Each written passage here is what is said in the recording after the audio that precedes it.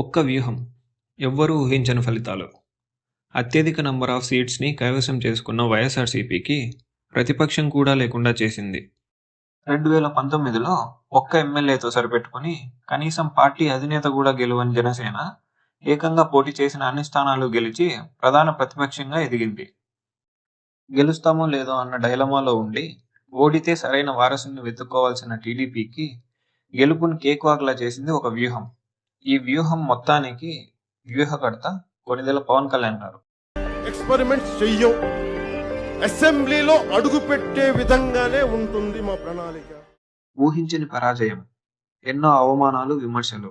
4 సంవత్సరాలకు ఒకసారి మనమే ఇల్లాలను మారుస్తా ఉంటే ఇవన్నీ ఒకెత్తైతే ఓటమి తర్వాత పార్టీ స్టేబుల్ గా ఉండడం అనేది మరో సవాల్.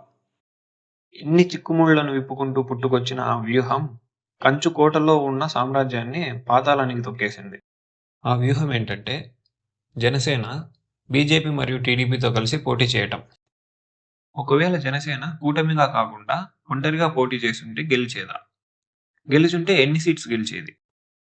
ముందుగా ఓడిన వైఎస్ఆర్సీపీ కోణంలో చూస్తే 151 సీట్ల నుంచి 11 సీట్లకు పడిపోవడం చూస్తే మాసివ్ లాస్లా కనిపించవచ్చు. కానీ వైఎస్ఆర్సీపీకి వచ్చిన ఓట్ షేర్ దాదాపు 40%. నేను ఇప్పుడు జగన్ అయితే చాలా చెత్తగా పరిపాలన చేస్తున్నాడండి. ఐటీ కంపెనీస్ ఏమీ తేలేదు. మామూలుగా స్టూడెంట్స్ కూడా క్యాపిటల్ గురించి, మరి క్యాపిటల్ ఏంటంటే చెప్పలేని స్థితిలో ఉన్నారు. ఏదనేది ప్రజలలో తీవ్ర వ్యతిరేకత ఉన్నప్పటికీ 40% ఓట్ షేర్ రావడం అనేది మామూలు విషయం కాదు. అది కూడా అపోజిషన్ కూటమిగా పోటీ చేస్తే. మీరు అనుకోవచ్చు 2019లో టీడీపీకి కూడా 40% ఓట్ షేర్ వచ్చింది అని. కానీ ఇప్పుడు వైఎస్ఆర్సీపీ మీద ఉన్నంత వ్యతిరేకత అప్పుడు టీడీపీ మీద లేదు. పైగా 2019లో పవన్ సపరేట్ గా పోటీ చేసినప్పటికీ ప్రచారాల్లో అప్పట్లో అధికారంలో ఉన్న టీడీపీ మీద కన్నా అపోజిషన్ లో ఉన్న వైఎస్ఆర్సీపీ మీదనే ఎక్కువ విమర్శలు చేశాడు. సో అప్పుడు 40% ఓట్ షేర్ రావడం అనేది సాధారణ విషయమే. 2024లో నారో మార్జిన్తో వైఎస్ఆర్సీపీ లాస్ అయినవి చాలా కాన్స్టిట్యుయెన్సీస్ ఉన్నాయి. సత్యవేడులో 3739 మెజారిటీతో కూటమి గెలిచింది. ధర్మవరంలో 3734తో కూటమి గెలిచింది. రాయచోటిలో 2495, గిద్దలూరులో 973, మడకసిరిలో 351. ఇలా 10,000 కంటే తక్కువ మార్జిన్తో 16 కాన్స్టిట్యుయెన్సీస్ కూటమి గెలిచింది. 2024లో కూటమిగా కాకుండా జనసేన సపరేట్గా పోటీ చేస్తుంటే ప్రభుత్వ వ్యతిరేక ఓట్ చాలా వరకు చీలేది. ప్రభుత్వ వ్యతిరేక ఓట్ మాత్రమే ఎందుకు చీలుతుందని మీరు అనుకోవచ్చు. సాధారణంగా ఏ పార్టీకైనా స్టాండర్డ్ ఫ్యాన్ బేస్ ఉంటుంది. అది కుల ప్రాతిపదిక పైన కానీ, ప్రాంతీయ ప్రాతిపదిక పైన కానీ, సంక్షేమ లబ్ధి పొందడం వలన కానీ, ఇలా ఏవైనా అయి ఉండవచ్చు. సో న్యూట్రల్ ఓటర్స్ మాత్రమే ఏ పార్టీ రూల్ చేయాలి అనేది డిసైడ్ చేస్తారు. టీడీపీ సోలోగా పోటీ చేసినా గెలిచే అవకాశం ఉన్నప్పటికీ land pooling, anganwadi workers protest, రుణమాఫీ చేయకపోవడం, నిరుద్యోగ భృతి ఇవ్వకపోవడం వంటి వాటిపైన వ్యతిరేకత ఉంది. రుణాలు కట్టవలసిన అవసరం లేదు. ఏ రైతు కూడా ఒక్క పైసా మీరు రుణాలు కట్టకుండా పూర్తిగా రుణాలు చెల్లించే బాధ్యత నేను తీసుకుంటున్నా.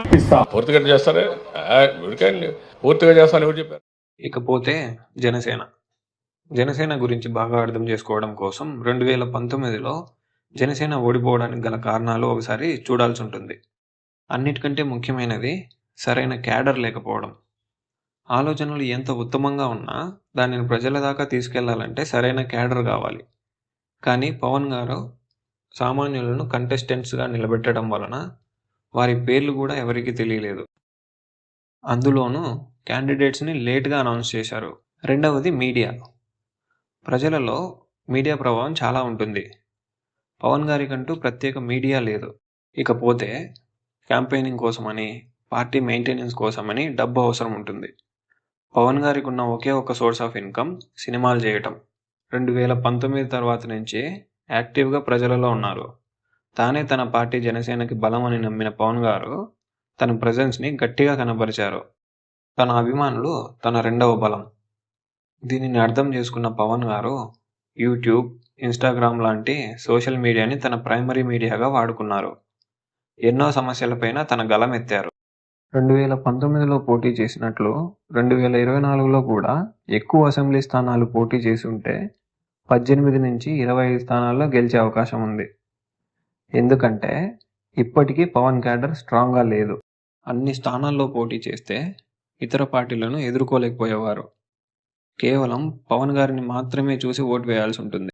ఒకవేళ 50 నుంచి 60 కాన్స్టిట్యుయెన్సీస్ నుంచి పోటీ చేసుంటే, అవి కూడా స్ట్రాంగ్ కాన్స్టిట్యుయెన్సీస్ అయి ఉంటే 20 నుంచి 30 స్థానాలు గెలిచే అవకాశం ఉంది. ఎందుకంటే తక్కువ కాన్స్టిట్యుయెన్సీస్ నుంచి పోటీ చేస్తే ఇతర నాన్ కంటెస్టింగ్ ఎమ్మెల్యే క్యాండిడేట్స్ నుంచి కూడా డబ్బుని కన్సాలిడేట్ చేసుకొని ఉండవచ్చు. కానీ ఎట్టి పరిస్థితుల్లో పవన్ కళ్యాణ్ గారు మాత్రం ఖచ్చితంగా ఎమ్మెల్యేగా గెలిచేవారు.